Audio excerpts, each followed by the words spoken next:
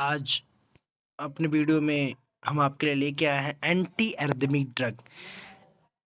Arrhythmia यानी irregular heartbeat, यानी rhythm का डिस्टर्ब हो जाना। एरि मतलब इरेगुलर, रिदम मतलब हार्टबीट, जो उसका रिदम है, जो लय है, उसका बिगड़ जाना। किसके? कार्डियक की बात अभी हम करने वाले हैं। तो इसी के साथ हम स्टार्ट करते हैं अपने इस वीडियो को। फर्स्ट हम जानते हैं कार्डियक इलेक्ट्रोफिजियोलॉजी क्या होता है। तो cardiac electrophysiology is the science of elucidating, diagnosing and treating the electrical activity of heart। यानी कार्डियक इलेक्ट्रोफिजियोलॉजी के द्वारा हम क्या करते हैं, ये एक साइंस है जो कि जिसके द्वारा हम एल्सिडेटिंग करते हैं कार्डियक का और डायग्नोस्टिक करते हैं एंड ट्रीट करते हैं electrical activity of the heart. जो हार्ट के अंदर, कार्डियक के अंदर जो इलेक्ट्रिकल एक्टिविटी जनरेट होता है, एक्शन पोटेंशियल ऐसे नोट के द्वारा जनरेट होता है, उसको हम ट्रीट करते हैं। हम बात करते हैं कि वो जो ट्रांस मेम्ब्रेन पोटेंशियल की बात करते हैं, देखना तो trans membrane potential of a cardiac cell at rest is about -90 megawatt negative.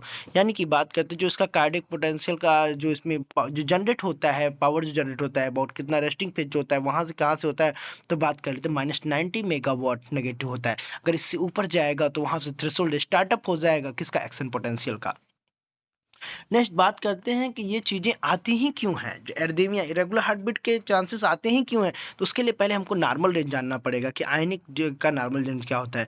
तो आयनिक डिस्ट्रीब्यूशन जो होता है, पहले उसका नॉर्मली जो रेंज होता है वो क्या है। Potassium is more in the intracellular fluid than extra cellular fluid की बात करेंगे। जो पोटेशियम होता है वो सबसे ज़्यादा कहाँ पे होता है, तो इंट्रा सेलुलर फ्लूइड में होता है, एक्स्ट्रा सेलुलर फ्लूइड की अपेक्षा। और दूसरी बात करते हैं sodium. Sodium, calcium and chloride are more extra cellular fluid. जो सोडियम, कैल्शियम और क्लोराइड होता है ये काफ़ी ज़्यादा एक्स्ट्रा सेलुलर फ्लूइड होता है, एक्स्ट्रा सेलुलर फ्लूइड में प्रेजेंट होता है। जैसे हमारा सोडियम, नॉर्मली अगर लैंग्वेज में जाना जाए तो जो हमारा कैल्शियम, सोडियम और क्लोराइड है, ये एक्स्ट्रा सेलुलर फ्लूइड यानी सेल के बाहर वाला आयन है। और पोटेशियम जो है वो सेल के इंटरनल पार्ट में रहने, मतलब सेल मेम्ब्रेन के अंदर रहने वाला आयन है, जो अधिकांशतः पाया जाता है। ठीक है, अब आगे बात करते हैं कार्डियक एक्शन पोटेंशियल की, ये कैसे जनरेट होता है। तो normally an impulse is generated in the SA node. Normally जो इम्पल्स जनरेट होता है वो एसए नोड के द्वारा होता है। और इसमें अगर बात करें न्यूरोट्रांसमीटर कौन से हो सकते हैं, तो एसिटाइलकोलिन हो सकता है, और एड्रेनलिन, नॉरएपिनेफ्रिन, नॉरएपिनेफ्रिन, ये सारे न्यूरोट्रांसमीटर के माध्यम से ही जनरेट होता है। इनसे फर्स्ट ऑफ ऑल हम बात करते हैं आगे, तो कैसे, तो फ्रॉम एसए नोड, ऐसे नोड से क्या होगा, इंपल्स जनरेट होगा, देन वहां से कहाँ पास होगा, आर्ट्रिया, देन एवी नोड्स, वहां पर स्लोली जाएगा, then bundle of fish, then Purkinje fibres यानी वेंट्रिकल्स में जाएगा। और ये जहां जहां भी ये इंपल्स जनरेट होता जाएगा वहां वहां के, जैसे फर्स्ट चेंबर की बात कर ले, ऐसे नोड पे इंपल्स जनरेट हुआ और आर्टरी में गया, तो आर्टरी में क्या होगा, कॉन्ट्रैक्शन। देन एवी नोड्स पास हुआ, तो वहां पे अब आर्टरी में क्या हो रहा है, अब रिलैक्सेशन पॉइंट बन रहा है। देन बंडल ऑफ फिश गया, तो अब ये क्या है, वेंट्रिकल का कॉन्ट्रैक्शन है ना, वेंट्रिकल का कॉन्ट्रैक्शन है। जो ही इंपल्स ब्लॉक होगा वहां पे क्या होगा, फिर से रिलैक्सेशन आ जाएगा। तो थोड़ा नीचे चलते हैं, देखते हैं the action potential of the पुरकिंजे system has the 5 phase. Overall 5 phase है जो कि यहाँ पे बातें हम करेंगे। तो डायरेक्टली हम स्ट्रक्चर पे बातें करते हैं, जो चीजें हैं इसको देख के यहाँ पे। तो फर्स्ट बात करते हैं फेज 0 की, तो यहाँ पे थोड़ा हम देखते हैं, डायरेक्टली स्ट्रक्चर पे आते हैं, टाइम कम है। सो फर्स्ट ये देखिए मेम्ब्रेन एक्शन पोटेंशियल। अब जैसा कि हम पहले भी जान चुके हैं, बातें कर चुके हैं कि -90 मेगावाट जो है ये फेज 4 है। यानी फेज 4 यानी क्या, स्टेबल फेज, यानी कि एक तरीके से कह सकते हैं पोलराइज अवस्था, स्टेबल फेज होता है। यहाँ पे बात क्या है कि potassium ion enter the cell and sodium enhancing the, ये तो बात लास्ट वाली है, जब ये लास्ट स्टेबल फेज में जाता है। तो सो फर्स्ट यहाँ पे बात करते हैं जहाँ से ये ग्राफ स्टार्ट होता है उसको क्या बोलते हैं, थ्रेशोल्ड बोलते हैं, थ्रेशोल्ड। तो फर्स्ट जब कोई इंपल्स आएगा, तो इंपल्स आने के बाद हमारा जब -90 यानी कि स्टेबल फेज से ये ग्राफ क्या होगा, ऊपर जाएगा, जिसको फर्स्ट हम बात करते हैं phase 0।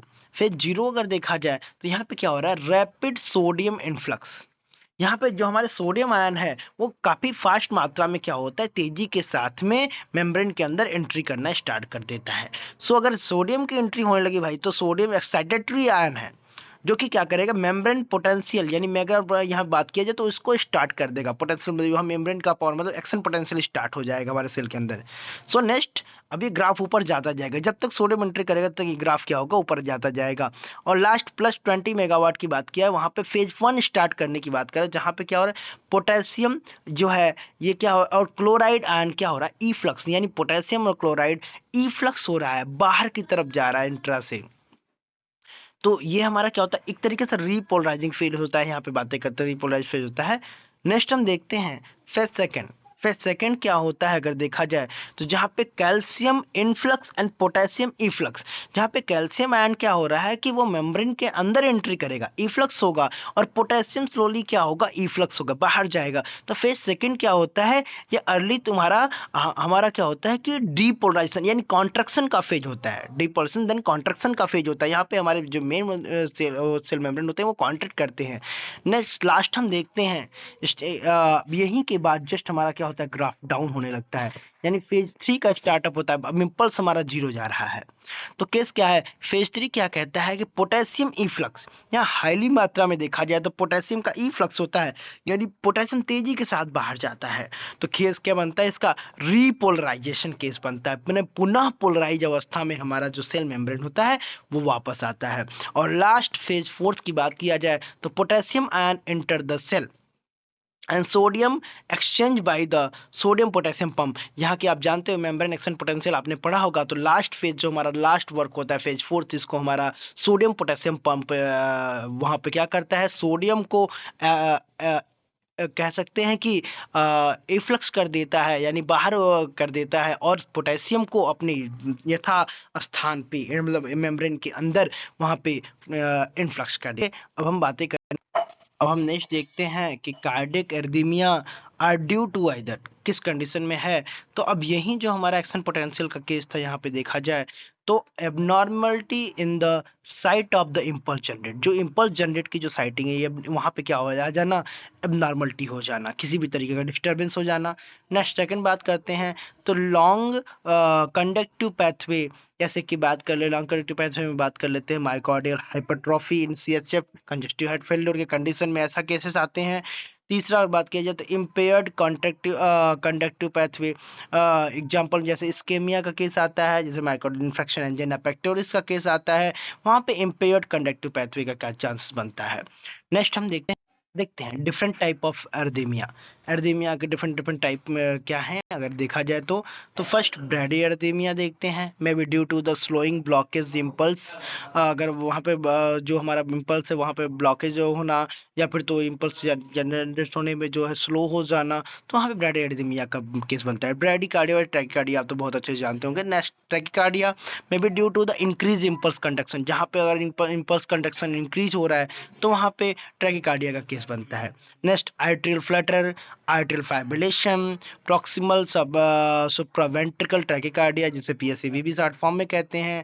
Next ventricular tachycardia, ventricular fibrillation and AB block, फिर टॉर्सल डिपॉइंट, ये सारी चीजें जो है डिफरेंट टाइप के एडेमिया केसेस बनते हैं।